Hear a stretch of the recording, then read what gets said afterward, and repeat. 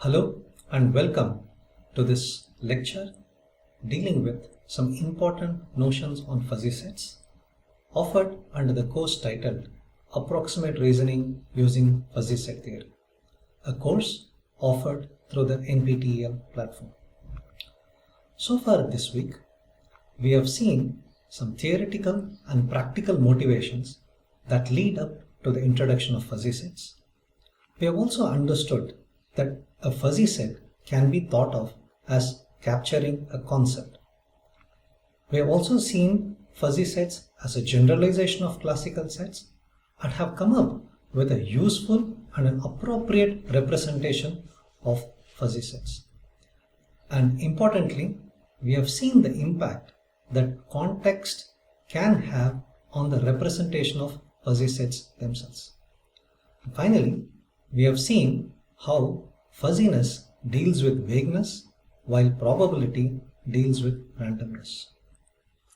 In this lecture, we will look at an appropriate generalization of many of the concepts or attributes we associate with a classical set. For instance, given a classical set, we could talk about whether it is bounded or not. Similarly, if you are given two sets, classical sets, we could discuss whether one is contained in another. So, some important components of fuzzy sets, that is, those attributes which are associated with fuzzy sets, which will be useful and helpful later on for many purposes, including classifying them. We will have a look at a few of them which are relevant for the course and the content of this course. Specifically, we will look at ordering between fuzzy sets, the convexity of a fuzzy set, and fuzzy coverings over a space. Let's have a quick recap. So we know that a classical set can also be represented by its characteristic function. So if we consider this interval, it can also be written through its characteristic function in this way. And a graphical representation of that would look like this. A fuzzy set is a function from an underlying domain X to the unit interval 0, 1.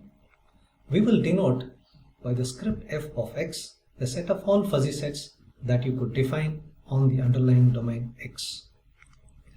So, in a sense, graphically, a classical set might look like a rectangle, whereas a fuzzy set tries to dilate it. Let's look at this particular fuzzy set. What are the main or major attributes that we associate with a given fuzzy set? Given a fuzzy set A, we can associate this set SA with it, where it contains all those points from X which have a non-zero membership value. That is, all those X in X such that A of X is strictly greater than 0. Now, given this set SA, in this case, if you look at this figure, then we are looking at a set whose membership values for any point below A is 0 and up to A is 0 and beyond D is 0 and at D also it is 0. Now, given this fuzzy set A, SA would look like the open interval AD. That means all those points between A and D, but not including A and D themselves. Now, this is one notation for writing open interval AD. In books, you might often find this kind of a notation also. So as to feel comfortable with both notations, in this lecture, I would use both of them. But later on, when you see either of these, either in these lectures or in a book, I hope you will all feel comfortable with this notation. Now, what is the support of a fuzzy set? The support of a fuzzy set is nothing but the closure of this set SA. Now, what do we mean by a closure? Well, it would mean to discuss some topological concepts, but for the present case, let's look at this AD as an open interval. Let's restrict ourselves to a domain which is nothing but the real number line, and in this case for this particular case, where SA is given by the open interval AD, you could consider the closure of SA as also being able to add the endpoints. In a later lecture, or whenever the situation warrants or demands, we will try to look into these concepts from a more mathematical and deeper rigorous perspective. What is height of a fuzzy set A? It is nothing but the maximum membership value attained by any of the points from the domain X. Mathematically, we could write it as supremum of all the membership values that are taken over the domain X. In this particular case, for this particular fuzzy set that we have on the screen, it would mean 1, because you see that every point between B and C, inclusive of B and C, attain the values 1. And you should also note that we have used the concept of supremum instead of the maximum. There is a subtle difference between supremum and maximum. Once again, we will not look into it currently, but in one of the later lectures, when we deal with partially ordered sets and lattices, we will look into this concept a little deeper for sure. For the moment, for this particular fuzzy set, you could consider supremum to be equivalent just to the maximum. So once again, height of a fuzzy set is the maximum membership value that any point on the domain attains. We can also talk about the kernel of a fuzzy set. The kernel of a fuzzy set is essentially picking out those points on the domain X wherein they attain the membership value 1. So in this particular case, you will see that every point between B and C, including B and C, attain the values 1. What is ceiling of A? Ceiling of A is set of all those points in X which attain the maximum membership value that they can attain in the fuzzy set A. So essentially picking out all those points X whose membership value is equal to the height of A. In this case, once again, it turns out to be the closed interval BC. A few points to be highlighted. This kernel and ceiling may not always be same unless the height of A is 1. Note that kernel, ceiling and the support, they are all subsets of X. So in that sense they are classical sets, whereas height of A is just a single value in 0, 1, because it talks about the maximum membership value a fuzzy set can attain. Let's look at another example. For this particular fuzzy set, if we were to find out what its support, height and other attributes are, it would look like this. Support of A would still remain AD.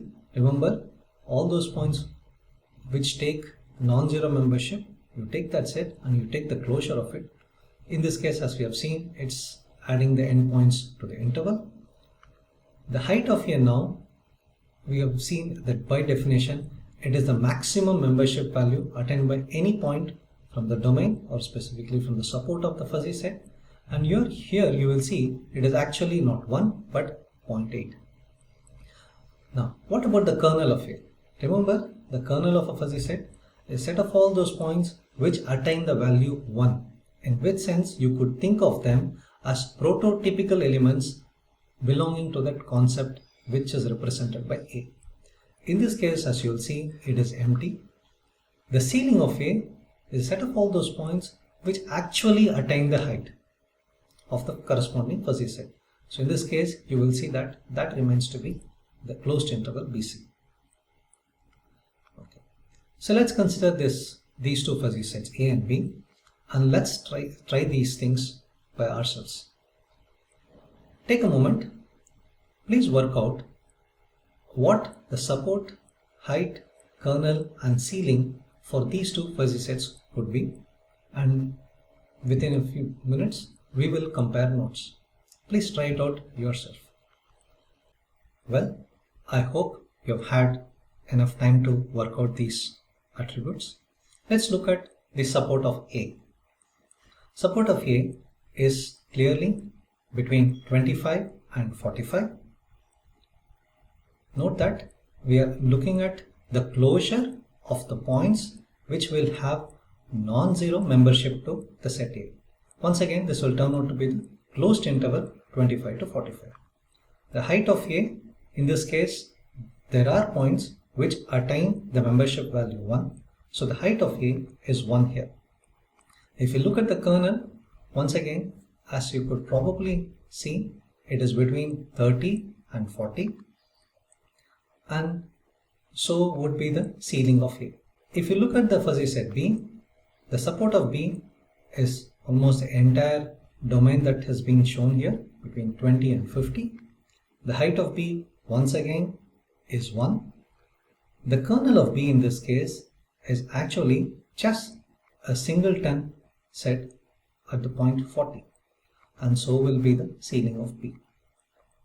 We hope all of you have got these values right. Let's look at another very important concept, that of level sets. Consider this fuzzy set.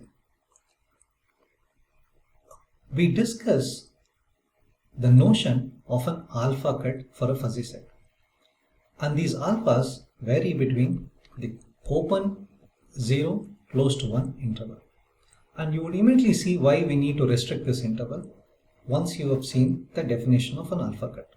So given a fuzzy set A, by this notation we will denote an alpha cut of A. What is an alpha cut of A? It is a set of all those points in X such that its membership value is greater than or equal to alpha. So immediately you should see that an alpha cut of A is actually a classical subset of the domain X. It consists of all those points which take a membership value of greater than or equal to alpha in the concept represented by the fuzzy set A.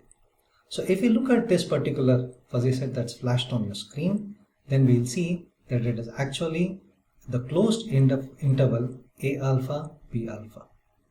Remember, we are considering those points whose membership values are greater than equal to alpha. Now, what is a level set of a fuzzy set A? It is typically denoted by lambda. It is a proper subset of open 0, 1, and it is the set of all distinct alpha cuts of A. What do we mean by that?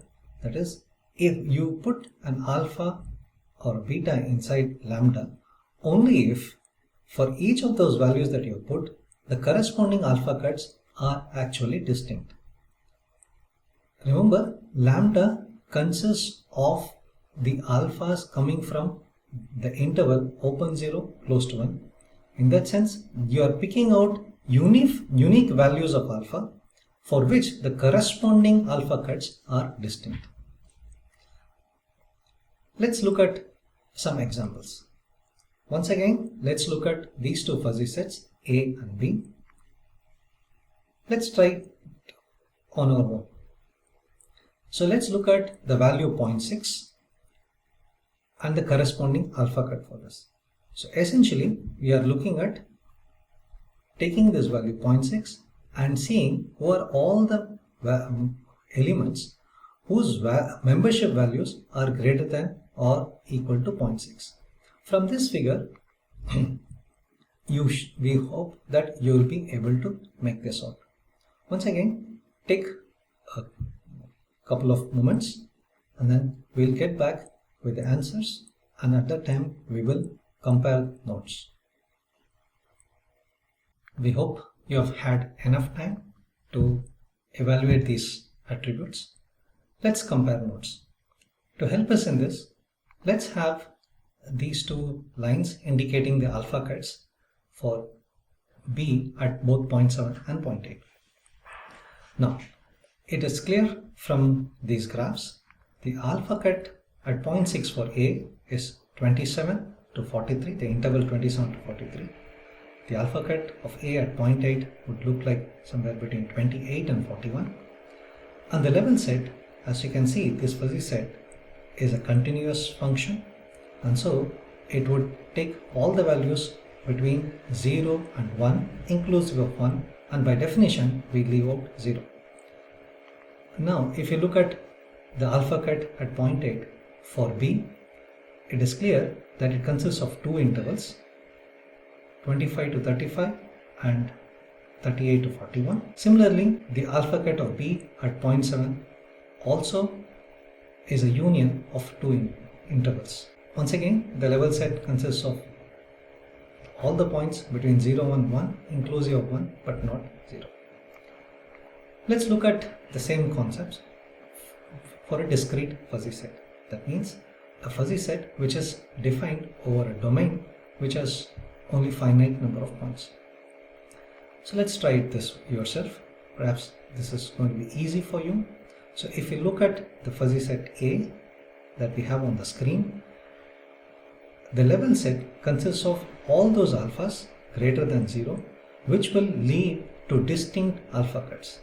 It is clear from the representation of fuzzy set written as a vector that there are only two distinct values greater than 1, which means the level set would be both 0.5 and 1.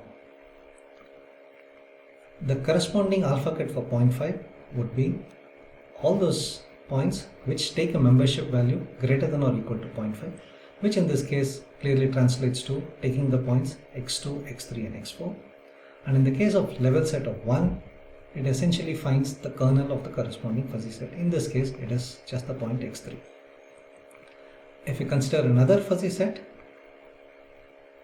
let's take a moment to find out what the level set of A is.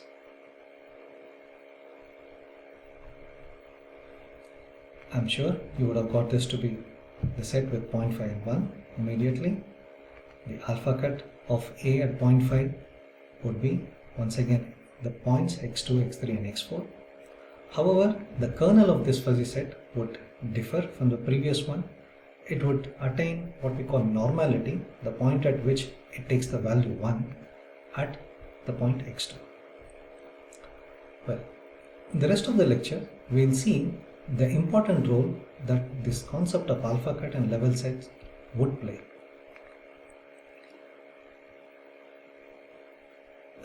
So we know the definition of an alpha cut is the set of all those points in the domain X which take the value of membership to be greater than or equal to alpha. Let's look at some interesting theoretical properties that we can glean from them. Clearly, the height of A, if it is to be some alpha naught, then we know that the ceiling of A is nothing but the corresponding alpha cut of A. The kernel of A is nothing but the alpha cut at the value alpha is equal to 1. These are pretty simple properties.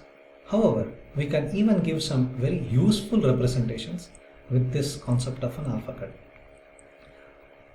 Once again, if you look at support of A, it can be written as the union of all the alpha cuts for the alphas coming from the level sets. Remember, the level set will only consist of alphas which lead to distinct alpha cuts. So you can look at this as some kind of a resolution formula for the support of A. We could also represent the fuzzy set itself in this form, where the supremum here, if the lambda is an uncountably infinite set, then you look at it as supremum. Otherwise, the symbol V there translates to just a simple max if lambda is discrete, finite. We will not look into these two representations in detail, but you can find more details about this in the book by George Gler and Leo Iwan.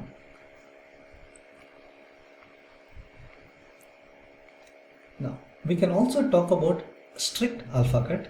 That means all those points which take a membership value strictly greater than alpha. So in that sense, you will see that alpha now can belong to the entire unit interval, including 0 but excluding 1. So in this case, the strict alpha cut of A at alpha would look like an open interval A alpha, B alpha. Once again, using this strict alpha cut, we can write support of A as simply the closure of the strict alpha cut at 0. Let's look at some interesting classifications of fuzzy sets. We know what a convex set is in the classical case. A set A, a subset of X, is called convex if any line joining the 2 points contained in the set lies within it. That means if you take 2 points within the set and draw a straight line connecting them, then the entire line should lie within the set. But however, remember, this means the underlying set X from which you pick up this A should originally be a vector space. We all know what a vector space is. Some examples of vector space so that you would readily understand what is the structure that we are looking at. So any finite dimensional Euclidean space is a vector space. There is nothing but the Cartesian product of real line taken m times. The usual complex plane is also a vector space. If you consider the set of all functions defined over the closed interval AB, continuous functions defined over the closed interval AB, they also form a vector space. But largely in this course, for us, we probably would be only talking about fuzzy sets defined on R or R power m, and so we normally will have a vector space readily available on the domain, and so the fuzzy set that we will discuss about, we can discuss the corresponding convexity of such fuzzy sets or not. Let's look at some examples of convex and non-convex sets.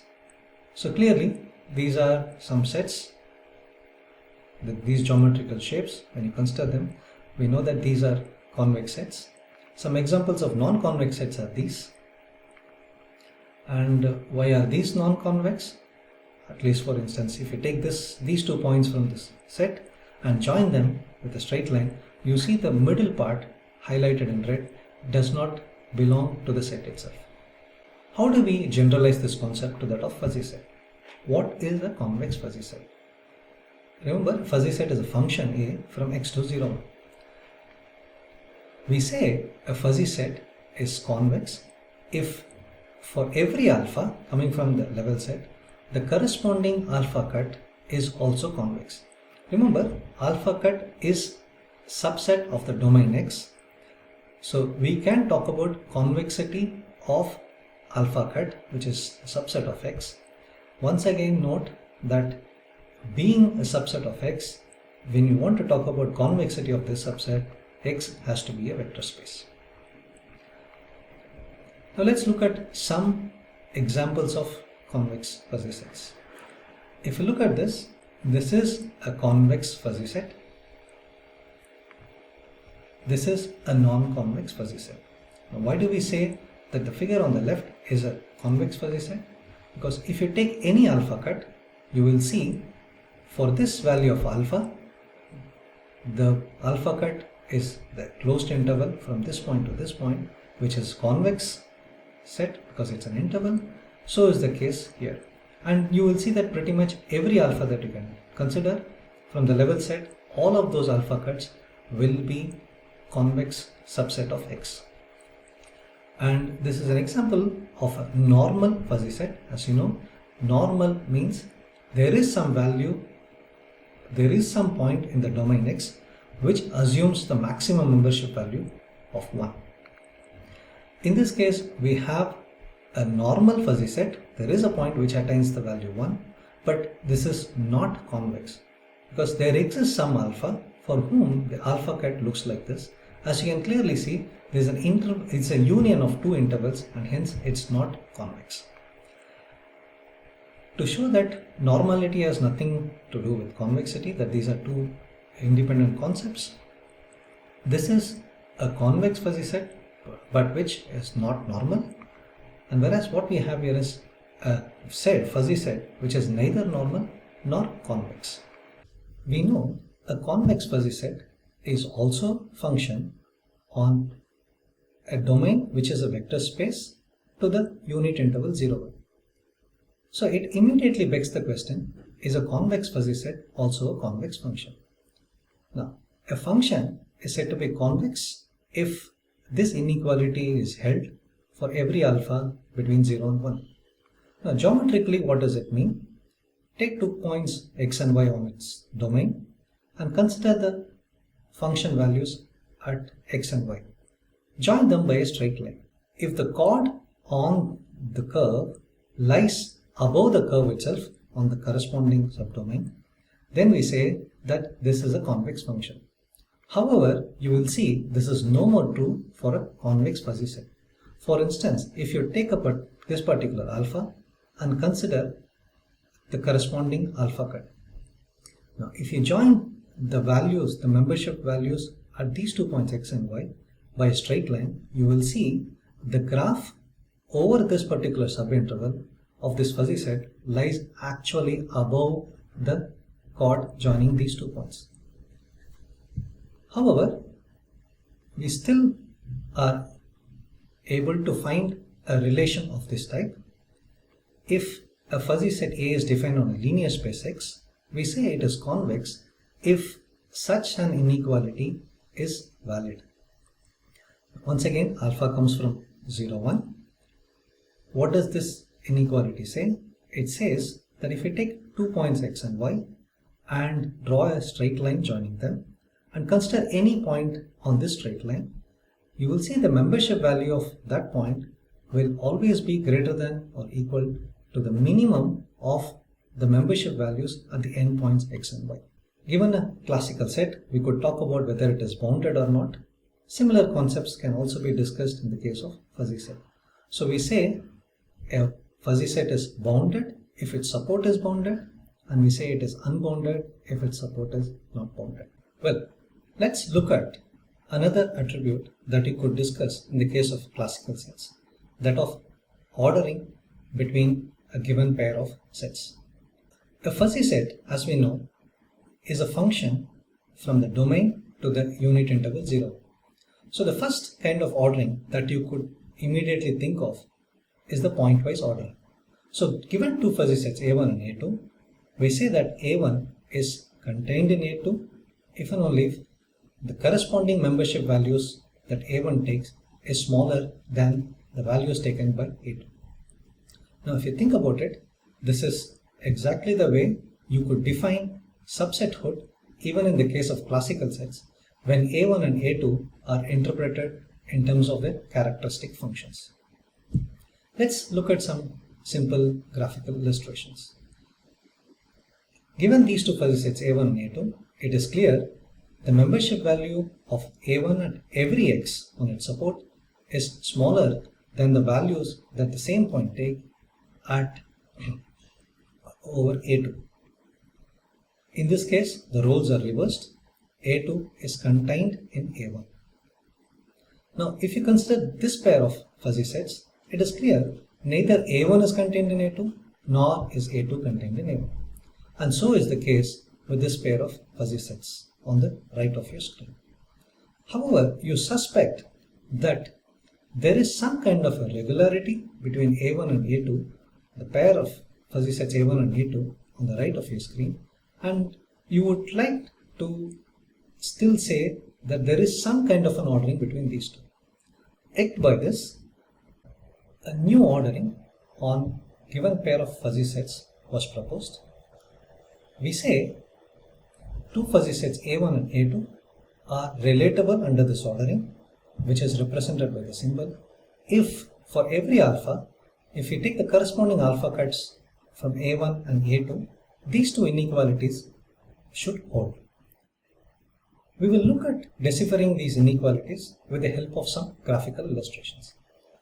Consider these two pairs of fuzzy sets. In the pair of fuzzy sets that you have on the left, let us consider for a particular alpha the corresponding alpha cuts. So this is the alpha cut for A alpha, that means all those points that lie under this red line, which is essentially the interval A alpha 1, B alpha 1. And for the same alpha, the alpha cut that you obtain from A2 is the interval A alpha 2, B alpha 2. Clearly you see that A alpha 1 is smaller than A alpha 2, so is B alpha 1 smaller than B alpha 2. As was mentioned earlier, for the current context, we can assume infimum and supremum to be the corresponding minimum and maximum. So in that sense, they actually become the left endpoints and the right endpoints of the corresponding alpha cuts, since we are dealing with intervals. Now look at the pair of fuzzy sets on the right. Now, if you take this particular alpha naught, you will see that the alpha cut for A2 is given by A alpha naught 2 and B alpha naught 2, and that of A1 is A alpha naught 1, B alpha naught 1, the interval formed by these 2 points as the endpoints. While B alpha naught 1 is less than or equal to B alpha naught 2, we see that A alpha naught 1 is not less than or equal to A alpha naught 2. Remember, the definition says for every alpha, the above inequality should be valid. In this case, we have found at least one alpha naught wherein this inequality fails, this pair of inequalities, not both of them hold, which means these two fuzzy sets are not orderable under this definition. Once again, note that for the pair of fuzzy sets you have on the left, the above inequalities are valid for every alpha in the open 0 closed 1 interval. Finally, let us look at these important notions of covers and partitions. Consider a classical set X, and let's pick up some subsets of X. We say it forms a cover if its union contains X or is equal to X. For instance, consider X to be the interval A1 to B4, and you will immediately see that these 4 subsets of X, which are sub-intervals of X, actually cover the entire domain X. The partition of a X differs from that of a cover in the sense that it should be a cover, of course, but the pieces in the partition, the subsets that you consider, should also be disjoint. For instance, while this forms only a cover, we see that this collection of sets, which are subintervals of X, they actually form a partition. If you were to plot them in terms of the characteristic functions, you would see that this is how they would appear. Taking cue from this, we could talk about a fuzzy partition of X. Let us start with a classical set X and consider a collection of fuzzy sets on X. We say this collection of fuzzy sets is a fuzzy covering on X if you consider the corresponding supports of each of these fuzzy sets and take their union, it should contain X. Note that a fuzzy covering on X is a collection of fuzzy sets on X, while X is classical set, the collection of sets is that of fuzzy sets on X. Consider this X, and you will see that if you take these 5 fuzzy sets, they actually form a fuzzy covering on X. Note that looking at it another way, a fuzzy covering on X means you have a collection of fuzzy sets such that every point in X has a non-zero membership value to one of these fuzzy sets in the collection. So you will see that for this particular X, the collection of 5 fuzzy sets that we have considered, they actually satisfy this property. Any X you take, there exists some fuzzy set to which it belongs to a degree greater than 0. There are notions of fuzzy partition that have been defined very rigorously, but it would need us to look into some concepts which we have not introduced so far. So for the moment, we will only restrict ourselves to looking at what is often or popularly known as Ruspini partition. A Ruspini partition is once again a collection of fuzzy sets on X which forms a cover. Along with it, we ask for this particular property. What does this property say? If a collection of fuzzy sets is a cover, we know that for any X in X, there exists a fuzzy set in this collection which has a non-zero membership to this point. In this case, we say that for every X, if you pick up the corresponding membership values that X has to each of these fuzzy sets in the collection and sum them up, it should sum up to 1. For instance, consider this domain X, which is the interval between X1 and Xx. You can easily see that this collection of fuzzy sets will form a Ruspini partition. You take any point and find out the membership values of that point to each of these 6 fuzzy sets, add them all up, and it will turn out to be 1. So for instance, take this point x0. You will see that it only belongs to both A2 and A3, but not to any other fuzzy set in this collection. And it belongs to A3 to the extent 0.35, and it belongs to A2 to the degree 0.65, whose summation turns out to be 1. The concept of Ruspini partition will turn out to be extremely important, especially when we are discussing few of the desirable properties of fuzzy inference system. So in this lecture, we have looked at some basic concepts related to fuzzy sets. We have seen some components of a fuzzy set, the support, the kernel. We have seen a very important attribute of fuzzy set that can be characterized in terms of level sets, and also the convexity and ordering between fuzzy sets and the concept of covers and partition. Now, some of the results that we have seen, which have been displayed during the course of this lecture, you could get more details about them from this excellent book by George Clerk and Bo Yuan. Now, the question is, what next? Let's consider a pair of sets, classical sets, subsets of X. We could talk about their intersection and union. Now, it begs a natural question, can we talk about intersection and union of fuzzy sets? Note that if you consider 2 subsets of X, they can also be considered as just elements of the power set. And interestingly, if you take these 2 elements of power set and if you apply the intersection or union operation, you will find that you will get a subset of X, which in a sense is again an element of the power set of X. In that sense, you will see that the set P of X, the power set of X, is closed under both intersection and union. And which means you could talk about some nice algebraic structures on P of X.